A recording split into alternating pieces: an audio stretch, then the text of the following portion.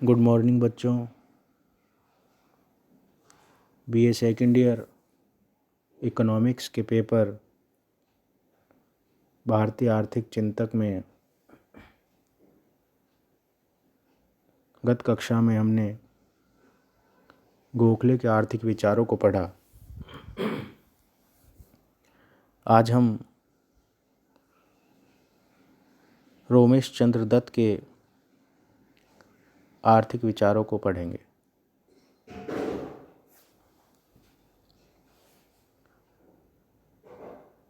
भारतीय आर्थिक इतिहास के लेखक समीक्षक श्री रोमेश चंद्र दत्त का जन्म कलकत्ता में एक संपन्न परिवार में हुआ था।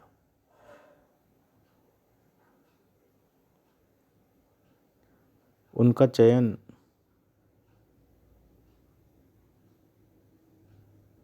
आईसीएस अधिकारी के रूप में हुआ और उन्होंने कार्य करते हुए भारत की आर्थिक स्थिति को अत्यंत निकटता से देखा था। उन्होंने ब्रिटिश सरकार की नीतियों को क्रियान्वित करने के कारण अच्छी तरीके से समझा। 1894 में वे बर्धमान के कमिश्नर बन गए और कमिश्नर का पद ग्रहण करने वाले प्रथम भारतीय थे।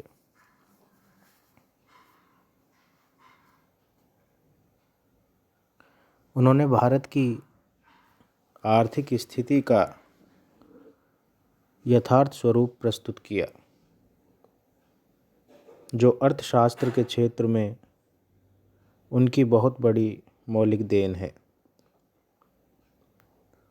उनकी अर्थशास्त्र पर प्रमुख पुस्तकें हैं famines in India, economic history of India, economic history of India in the Victorian age. Dutt द्वारा विभिन्न आर्थिक विचार रखे गए। निर्धनता के संबंध में उन्होंने निर्धनता को प्रशासनिक अधिकारी के रूप में जनता के मध्य रहते हुए अति निकटता से देखा। भारतीय दरिद्रता का विश्लेषण किया और कहा कि भारत दुनिया का निर्धनतम राष्ट्र है।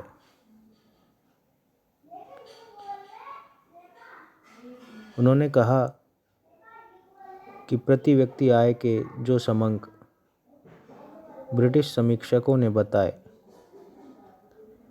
यदि उन्हें हम सत्य मान लें तो भी प्रति व्यक्ति आय की दृष्टि से भारत निर्धनतम है।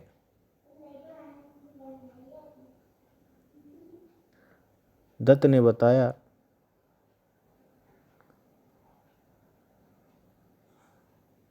कि आय पौंड के रूप में केवल 2 पौंड है। 2 पौंड प्रति व्यक्ति आय से 2 समय का सामान्य भोजन,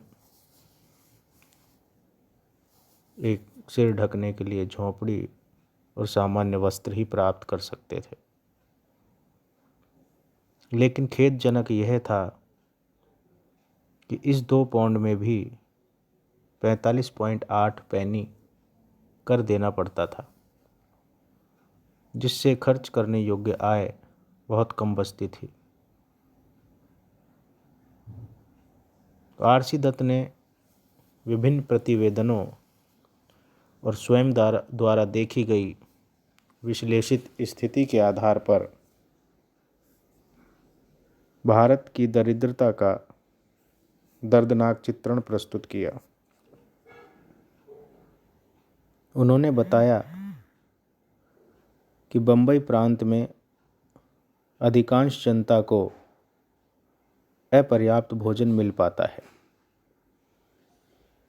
फिरोजपुर पंजाब के सहायक आयुक्त की रिपोर्ट कहती है कि अधिकांश गांवों में जनता को 24 घंटे में 2 बार खाना नसीब नहीं है। इटावा में भी यही स्थिति बतलाई गई। संपूर्ण देश की यही स्थिति रही, कहीं कम बदतर तो कहीं अधिक बदतर थी। भारतीय भूख व दरिद्रता के आदी हो चुके थे। दत्त ने कहा कि भारत की धरती उपजाऊ है, व्यक्ति कुशल एवं साहसी हैं, तो गरीबी को दूर क्यों नहीं किया जा सकता। उन्होंने इसके लिए 2 उपाय बताए। एक प्रथम कटौती रिट्रेंचमेंट और दूसरा प्रतिनिधित्व रिप्रेजेंटेशन। कटौती से आशय आरसी दत्त का वित्तीय कटौतियों से था। वे वित्तीय कटौतियां एक ओर कर कटौती है तो दूसरी ओर अनुत्पादक व्यय में कटौती है। उन्होंने विभिन्न कटौतियों का सुझाव दिया, जैसे भूमि पर लगान में कटौती, भूमि पर उपकर में कटौती, भारतीय कारखानों के उत्पादन पर उत्पाद शुल्क में कटौती, सैनिक व्यय में कटौती, घरेलू प्रशासनिक व्यय में कटौती, भारत में यूरोपीय व्यक्तियों को रोजगार में कटौती। दूसरा उपाय उन्होंने प्रतिनिधित्व को बताया। इससे उनका आशय था कि भारतीयों को प्रशासन व सरकार में प्रतिनिधित्व दिया जाए। यह प्रतिनिधित्व कुछ अंश तक प्रशासन व विधान परिषद दोनों में आवश्यक है। इससे ब्रिटिश भारतीय समस्या को समझने व हल करने में सफल होंगे। अकाल के संबंध में भी आरसी दत्त ने अपने आर्थिक विचार रखे। दत्त के अनुसार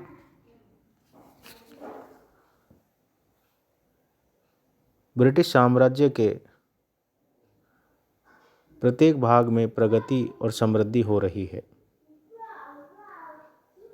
लेकिन अकेले भारत में गरीबी व त्रासदी की स्थिति है। अकाल यहाँ बार बार आते हैं। 19वीं सदी के अंतिम भाग में यहाँ बराबर अकाल आए। 1876 से 78 के बीच बम्बई, हैदराबाद, मद्रास, उत्तर प्रदेश और मैसूर में अकाल आए, जिसमें 1 करोड़ से अधिक व्यक्तियों की मृत्यु हो गई। 1891-92 में मद्रास, बम्बई, दक्षिणी प्रांत, बंगाल, अजमेर, मारवाड़ में 16 लाख लोग मारे गए। वहीं 1899, 1900 में समस्त उत्तरी पश्चिमी भारत, मद्रास व उड़ीसा में भीषण अकाल आया, जिसमें 1 करोड़ 25 लाख लोगों की मौत हुई। इससे 19वीं सदी के अंत में अकाल की भीषणता का अनुमान लगाया जा सकता है। दत्त ने बताया कि अकाल भारत की स्थायी गरीबी का परिणाम है। उन्होंने यह भी कहा कि भारत का कुल खाद्यान्न उत्पादन इन अकाल के वर्षों में बहुत अधिक प्रभावित हुआ, ऐसा नहीं है। वस्तुतः जिस क्षेत्र की आय समाप्त हो गई और साधन के अभाव में दूसरे पड़ोस के क्षेत्र से अन्न खरीदने से असमर्थ रहे, जो कि उनकी गरीबी का परिणाम है।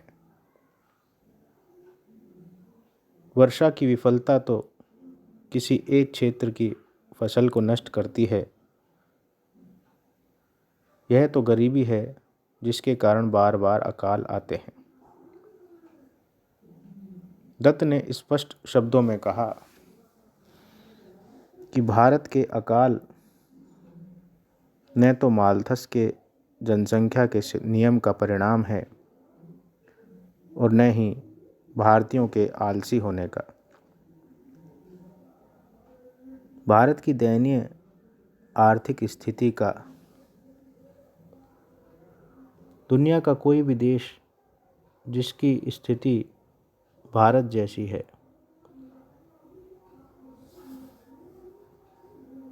बार बार अकाल भूखमरी से त्रस्त होगा। जिस देश के उद्योग नष्ट कर दिए गए हों, कृषि के ऊपर भारी कर लगा दिए हों, देश की आय का 1/3 भाग बाहर चला जाए, वह निश्चित रूप से स्थायी दरिद्रता और अकाल से ग्रसित रहेगा। आर्थिक नियम दत्त के अनुसार एशिया व यूरोप दोनों के लिए समान है। यदि भारत गरीब है तो स्वयं के आर्थिक कारणों से। आरसी दत्त ने निकासी के संबंध में अपने विचार रखे।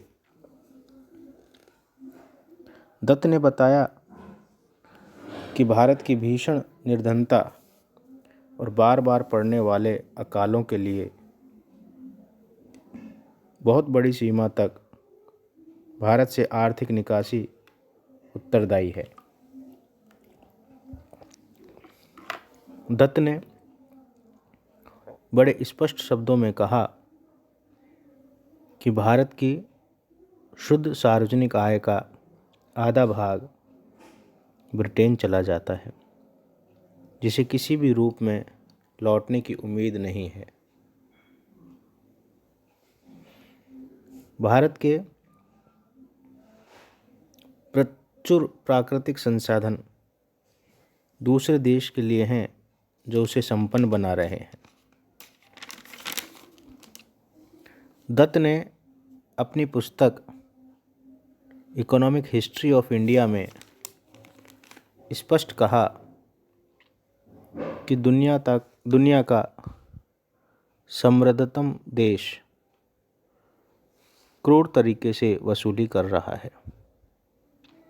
देश के साधनों की सीमा से बढ़कर इतनी बड़ी आर्थिक निकासी दुनिया के किसी भी समृद्धशाली देश को गरीब बना सकती है।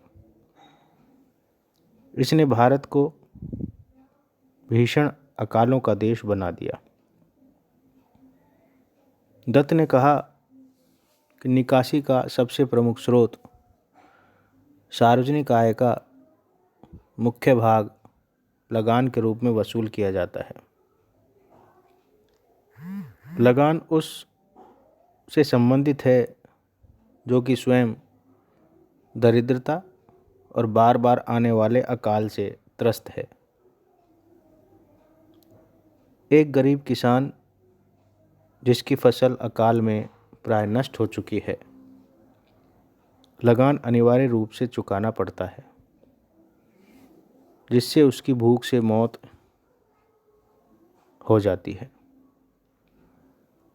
लगान से प्राप्त होने वाली आय भीषण अकाल की स्थिति में कम नहीं हुई। दत्त ने बताया कि सैन्य व्यय, सार्वजनिक ऋण, गृह प्रभार, विदेशी व्यापार, ब्रिटिश नागरिकों को भारत में रोजगार, भूमि पर कर भार आदि निकासी के स्रोत हैं। उन्होंने कहा, जब इंग्लैंड में सार्वजनिक ऋण भार कम हो रहा हो तो यह कैसे संभव है कि भारत सरकार के ऋण भार में वृद्धि हो। आर.सी. दत्त ने निकासी की गणना को भारत से निकासी की मात्रा 2 करोड़ पाउंड प्रतिवर्ष गणना की। यह गणना दादा भाई नौरोजी की अपेक्षा काफ़ी कम है।